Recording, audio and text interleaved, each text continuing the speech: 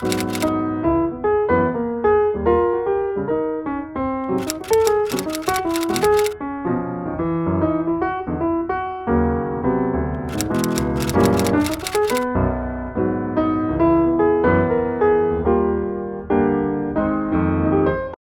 que j'apprécie le plus dans la révision, c'est la transformation du texte afin qu'il atteigne euh,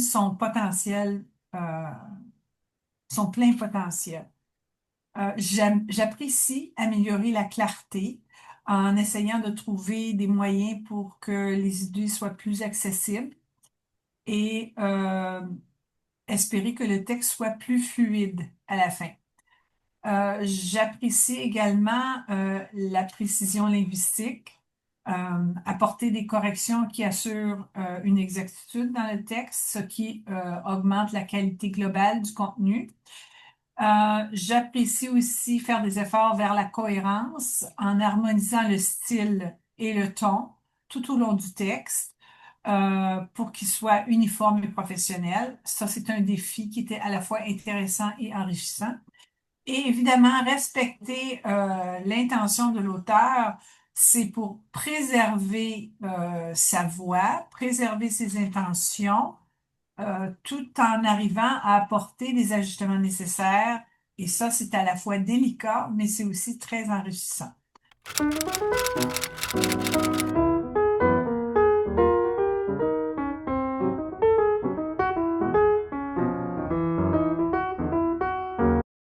Pour quelqu'un qui souhaite devenir réviseur, la première recommandation, c'est évidemment une formation qui est solide.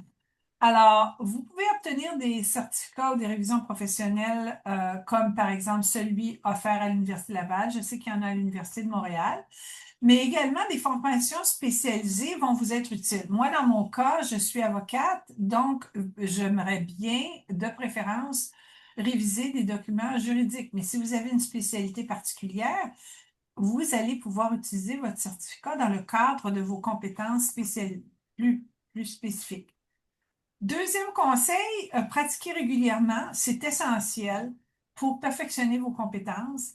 Vous allez travailler sur différents types de documents, qui soient académiques, professionnels, même si dans votre domaine, comme le domaine juridique, bon, mais ça peut être des documents de professeur ou ça peut être des documents d'avocat dans un bureau d'avocat. Donc, ça va être un autre ton tout à fait différent.